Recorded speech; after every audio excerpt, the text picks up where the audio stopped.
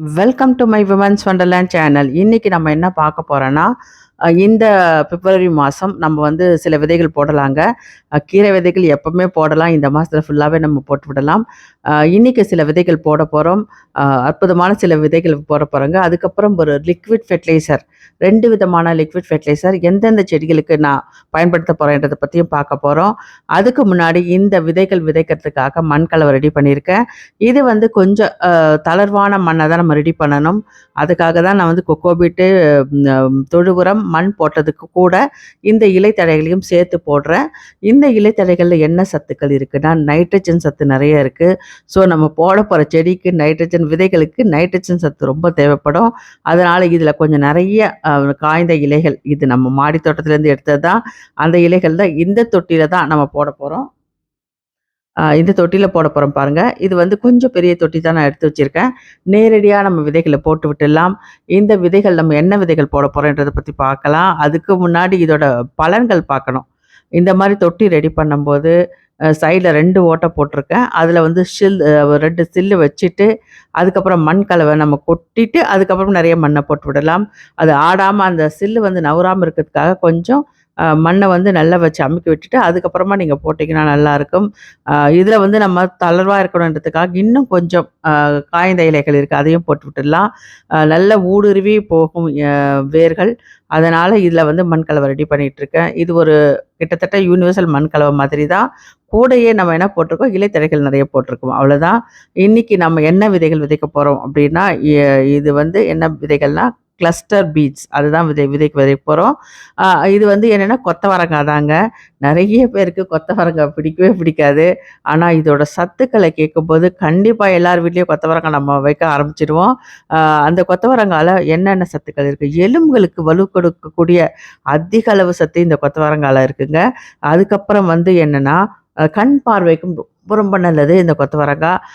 எலும்புகளுக்கு ரொம்ப நல்லதுங்க. அதாவது 40 வயசு மேலே இருக்கிற பெண்கள் அடிக்கடி இந்த கொத்தவரங்காவை நம்ம சமையலில் சேர்க்கும்போது எலும்புகள் வலுப்பெறும் சொல்கிறாங்க. இந்த விதைகள் போட்டு எவ்வளோ நாளாக முளைச்சி வரும் அப்படின்னா வந்து 2லேருந்து 5, 6 நாளுக்குள்ளே முளைச்சி வந்துடுங்க. இன்றைக்கி நம்ம போட்டால் 2வது நாள்லேருந்து 6வது நாளுக்குள்ளே முளைச்சி வந்துடும். மண் கலவையை பொறுத்து இருக்குது. ஸோ நம்ம நல்ல மண் கலவை தான் போட்டிருக்கோம். இது வந்து 3வது நாளே முளைச்சிட போகுது பாருங்கள் விதைகள் வந்து. அதுக்கப்புறம் என்னென்னா, இது வெயிலை தாங்கக்கூடியது தான். ஆனாலும் நம்ம இந்த விதைகள் போடும்போது இப்போ வந்து நம்ம மாடி தோட்டத்தில் கொஞ்சம் வெயில் ஜாஸ்தியாக தான் இருக்குது. ஸோ ஃபுல் ஷேடு இருக்க இடத்துல தான் வைக்க போகிறோம்.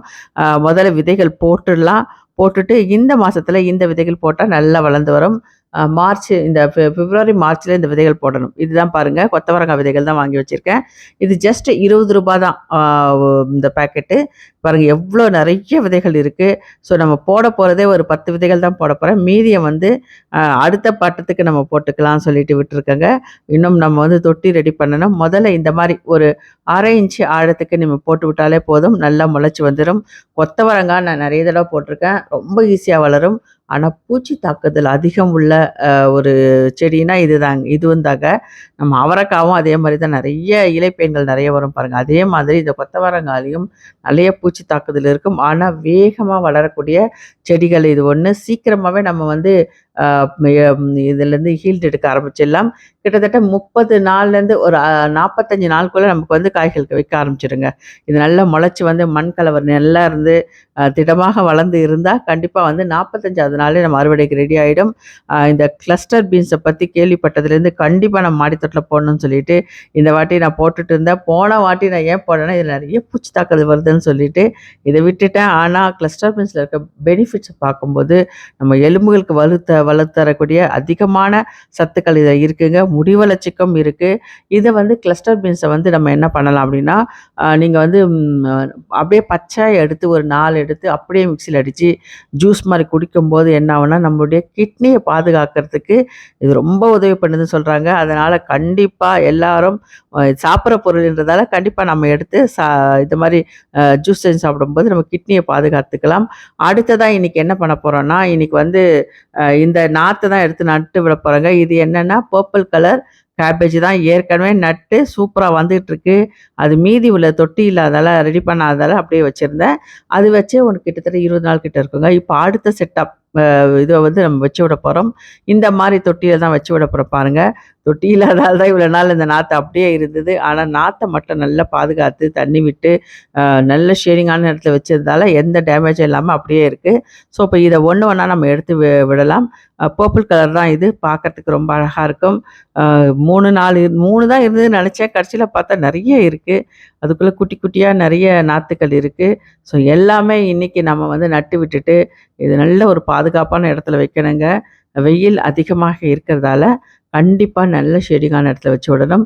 இங்க பாருங்க. இது வந்து இன்னொன்னு இந்த தொட்டி, இது வந்து வேற விதைகள் போடுறதுக்காக தான் எடுத்திருந்தேன். அதனால ஆனா பரவால்ல. வேற வழி இல்லாம இந்த தொட்டியிலயும் நம்மளுடைய அ பிளாஸ்டிக் தொட்டிலயும் நான் வச்சு விட்டுட்டேன்.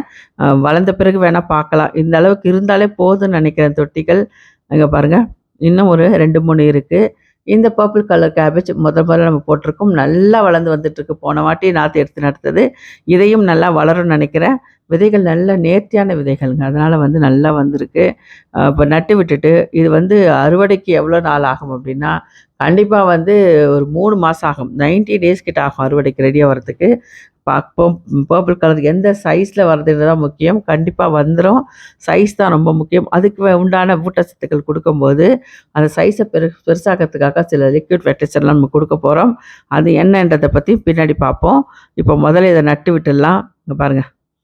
3ஏ 3 இருக்குன்னு பார்த்தா 7, 8 இருக்கு. சரி இந்த பேக்லலாம் நட்டு விட்டுடலாம் சொல்லிட்டு தான் பாருங்க இலைத்தழைகள் அடியில போடும்போது, நமக்கு என்ன ஆகும்? மேல போடும்போதும் என்ன ஆகும்? அடியில போடும்போது வந்து ஈரப்பதத்த நல்லா மெயின்டெயின் பண்ணுங்க. மேல போடும்போது என்ன ஆகும்? போட்ட பிறகு செடி வச்ச பிறகு மேல மூடாக்கு போடும்போது என்ன ஆகும்னா, ஈரப்பதத்தையும் மெயின்டெயின் பண்ணும். அட் த சேம் டைம் சன்னோட எஃபெக்ட்ட வந்து குறைக்கிறதுக்கு இது நல்ல உதவி பண்ணுங்க. இந்த வெயில் காலத்தில கண்டிப்பா முடிஞ்ச அளவுக்கு எல்லா செடிகளுக்குமே மூடாக்கு போட்டு விட்டுடலாம். நெறைய இலைத்தழைகள் கொட்டிக்கிட்டே இருக்கு. எடுத்து சேகரிச்சு வச்சுக்கிட்டே இருக்கேன். ஒண்ணொண்ணா நம்ம கொஞ்சம் கொஞ்சமா போட்டு விடலாம். சில இதுக்கு வந்து நம்ம ஃபெர்டிலைசர் போட வேண்டியிருக்கும். அடுத்ததா என்ன பாருங்க, கிளஸ்டர் பீன்ஸுக்கு போட்டாச்சு. இது வந்து பாருங்க, இன்னைக்கு தான் லிக்விட் ஃபெர்டிலைசர் என்ன போடப் போறோம் அப்டின்னா, இந்த இதில தான் லிக்விட் ஃபெர்டிலைசர் போடப் போறோம். 100 கிராம் 100 எம்எல் கிராம் கிடையாது. 100 எம்எல் வந்து நம்ம வந்து மீன் அமிலம் தான் இன்னைக்கு தெளிச்சு விட போறோம். இந்த மீன் அமிலத்த பத்தி நெறைய சொல்லியிருக்கேன். இது எக்கச்சக்கமான பெனிஃபிட்ஸ் இருக்கு. நம்ம ஈஸியா வீட்லயே செய்யக்கூடிய ஒண்ணு. இதோட பயிர் ஊக்கியாகவும் இருக்கும். அட் த சேம் டைம் என்ன ஆகும்னா, நல்ல வளர்ச்சி செடிகளுக்கு வளர்ச்சியும் கொடுக்கும். ஒரு 20 லிட்டர் தண்ணீல கலந்து இன்னைக்கு வந்து நம்ம எல்லா செடிகளுக்கும் அதாவது காய்கறி செடி எல்லாத்துக்குமே நம்ம ஊத்தி விடலாம்னு சொல்லிட்டு, மாசத்துக்கு ஒரு தடவ நான் எப்பவுமே எல்லாத்துக்குமே இந்த மாரி விடுவேங்க. மரத்துக்கும் விடுவேன்.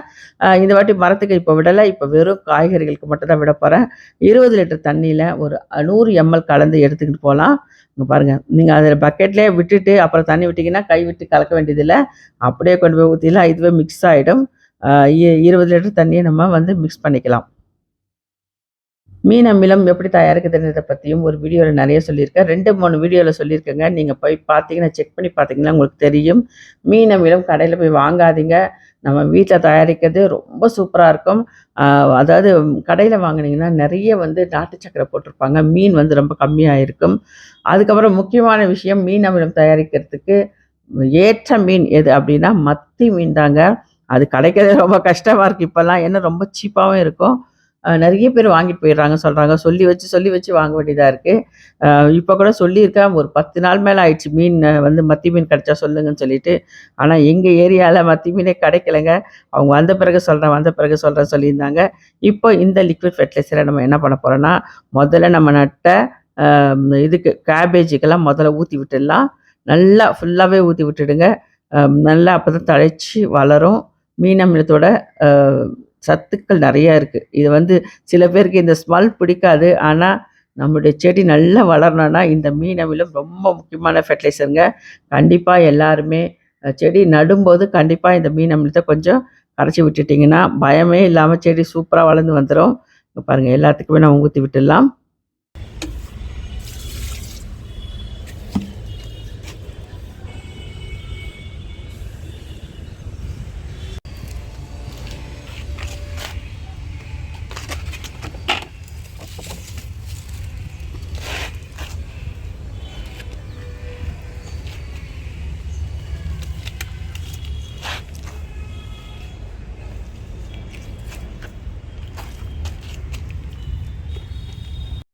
அதுக்கப்புறம் இத கொண்டு போய் நல்ல ஃபுல் ஷேடிங் இருக்க இடத்துல வச்சு விட்டுடலாங்க.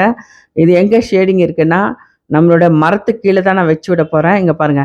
ஏற்கனவே இங்க வந்து ஆப்பிள் மரம் இருந்தது. அது பாவம் அது அது மேல தம்பட்ட வர ஏறிச்சு. அதுக்கப்புறம் வந்து இப்ப வந்து என்னன்னா, இப்ப இந்த நம்மளுடைய வெள்ளரிக்காவ ஏற ட்ரை பண்ணிட்டு இருக்கு.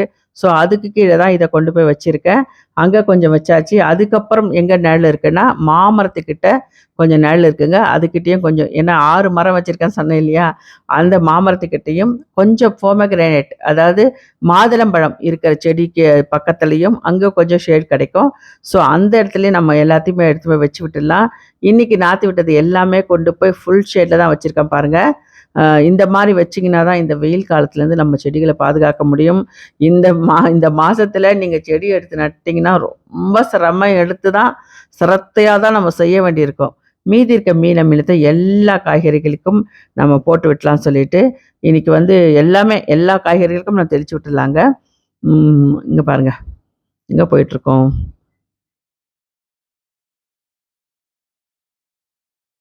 Cluster beans. அதுக்கு நம்ம ஊத்தவே இல்ல. ஸோ, இன்னைக்கு அதுலயும் ஊத்தி விட்டாச்சு. இது சொன்னேன்ல 3 நாளுக்குள்ள முளைக்க ஆரம்பிச்சுரும்னு சொல்லிட்டு, அறுவடைக்கு எப்போ ரெடி ஆகும்னா, 60 நாளுக்குள்ள நமக்கு அறுவடைக்கு ரெடி ஆயிடுங்க. அதனால நம்ம சீக்கிரமா வளர்ந்து வந்துரும். 2 மாசத்துல நமக்கு அறுவடைக்கு ரெடி ஆயிடும். இதையும் கொண்டு போய் ஃபுல் ஷேட்ல தான் வைக்கணும். ஏன்னா வந்து வெயில் பயங்கரமா இருக்கு. ஒரு நாள் தண்ணி விடலனா கூட அப்படியே வாடி வதங்கி போயிடுது. காய்கறிகள் எல்லாம். மரங்கள் ஓரளவுக்கு தாக்கு பிடிக்குது.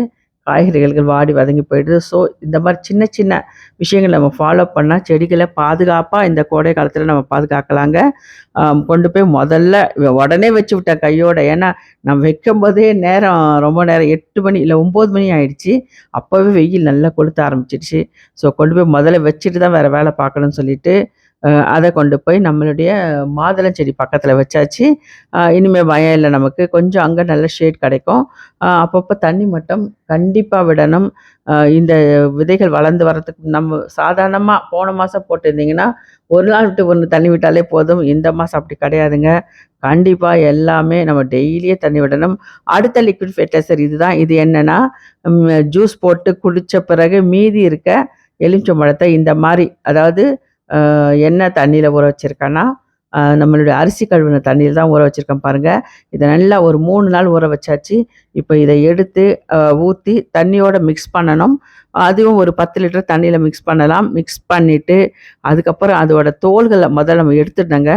எடுத்து விட்டுட்டு தான் நம்ம வந்து இந்த செடிகளுக்கு ஊத்தணும். இது எந்த செடிகளுக்கு ஊத்த போறோன்றத பத்தி பார்க்கலாம் வாங்க. இங்க பாருங்க இதுலேருந்து பறிச்சது தான் எலுமிச்சம்பழம். மாடி தோட்டத்துல எலுமிச்சம்பழம் நல்லா வளர ஆரம்பிச்சிருக்கு. இது வந்து ஒரு கிட்டத்தட்ட 10 லிட்டர் தண்ணி பிடிக்கிற ஒரு டப்பு. அதில தான் நம்ம வந்து ஏற்கனவே அந்த தண்ணீல ஊற வச்ச லெமன் தான் நம்ம வந்து இந்த செடிகளுக்கு ஊத்தப் போறோம்.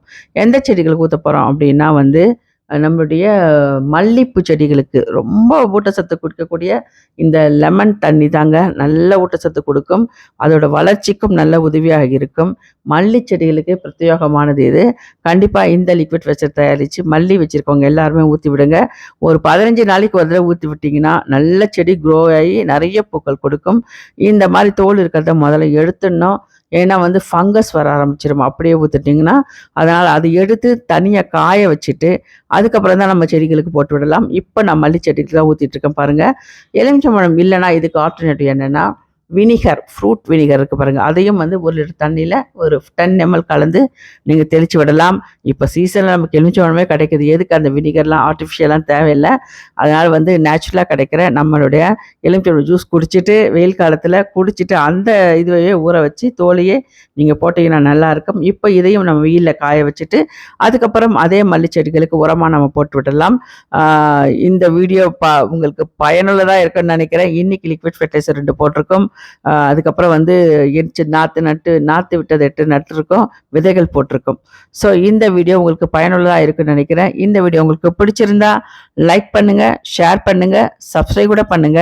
மறக்காம பெல் ஐகான் கிளிக் பண்ணுங்க. அதை விட முக்கியமான விஷயம் மறக்காம டெய்லி தண்ணி விடுங்க மாடி தோட்டத்துல. இல்லைன்னா அவ்வளவுதாங்க, இவ்வளவு நாள் பாடுபட்டு வளர்த்தது போயிடும். இது வந்து பீன்ஸ் பாருங்க நல்லா வந்துகிட்டு இருந்தது. அங்க வெயில்ல கொஞ்சம் வாட ஆரம்பிச்சுட்டு அதையே நான் கொண்டு வந்து ஷேடிங்கான இடத்துல வச்ச உடனே இப்ப பூக்கள் பூத்து புஷ் பீன்ஸ். இந்த பீன்ஸ்லாம் நம்ம மாடி தோட்டத்துல வருமானு எனக்கு ரொம்ப டவுட்டா இருந்தது, கவலையா தான் இருந்தது. போன வாட்டிலாம் நான் போடவே இல்ல. வரவே வராதுன்னு நெனச்சேன். ஆனா இந்த வாட்டி போட்டது சூப்பரா வந்துட்டு இருக்குங்க. இத தனித்தனியா எடுத்து விட்டு நடணும்னு நெனச்சேன். கண்டிப்பா அது முடியவே முடியல. எனக்கு டைமே இல்ல. பரவால்ல அதிலயே அப்படியே விட்டுடலாம். அடுத்த தடவ போடும்போது நம்ம தனித்தனியா போட்டுக்கலாம்னு சொல்லிட்டு, இன்னைக்கு எல்லாத்துக்கும் லிக்விட் ஃபெர்டிலைசர். மீன் அமிலம் தான் இன்னைக்கு லிக்விட் ஃபெர்டிலைசர். மாமரத்துக்கும் கொஞ்சம் விட்டாச்சு. ஒரு சில பேர் கேட்டிருந்தாங்க, மாமரத்தில பூக்கள் உதிராமல் இருக்கறதுக்கு என்ன பண்ணணும்? அப்படின்னு கேட்டிருந்தாங்க. அ கண்டிப்பா சீசன்ல கரெக்ட்டா பூக்கள் பூத்ததுன்னா, அவ்வளோ சீக்கிரம் உதிராதுங்க. நீங்க வந்து சீசன் மாறி சில டைம் போகும்போது தான் உதிர ஆரம்பிக்கும். அதனால அத பத்தி கவலைப்பட வேண்டியதில்ல. அப்படியே உங்களுக்கு கவலையா இருந்தா, தேமோர் கரைசல் தெளிச்சு விடலாம். அதாவது மோர வந்து 2 நாள் புளிக்க வச்சுட்டு தயிர, அதுக்கப்புறம் நல்லா லிக்விடா பண்ணிட்டு, அது கூட கொஞ்சம் பெருங்காயத்தூள் போட்டு கலந்துட்டு நீங்க தெளிச்சு விடலாம். அதுவும் ரொம்ப ஸ்ப்ரேயர்ல தான் தெளிச்சு விடணும். அ அப்படியே எடுத்து தப தபன்லாம் ஊத்தக்கூடாது. ஸோ ஸ்ப்ரேயர தெளிச்சு விட்டீங்கன்னா, அந்த பூக்கள் வந்து உதிராமல் இருக்கறதுக்கு இது ஒரு டிப்ஸ் தான். ஓகே. இங்க பாருங்க. அது வந்து நான் சில டைம் தான் நான் அத தெளிச்சு விடுவேங்க. இன்னைக்கு நமக்கு தேவைப்படாது. ஏன்னா கரெக்ட்டான நேரத்துல பூக்கள் பூத்து அழகா வந்துட்டுருக்கு. இந்த லிக்விட் ஃபெர்டிலைசர் எல்லாத்துக்குமே ஊத்தி விட்டுடலாம். ஓகே.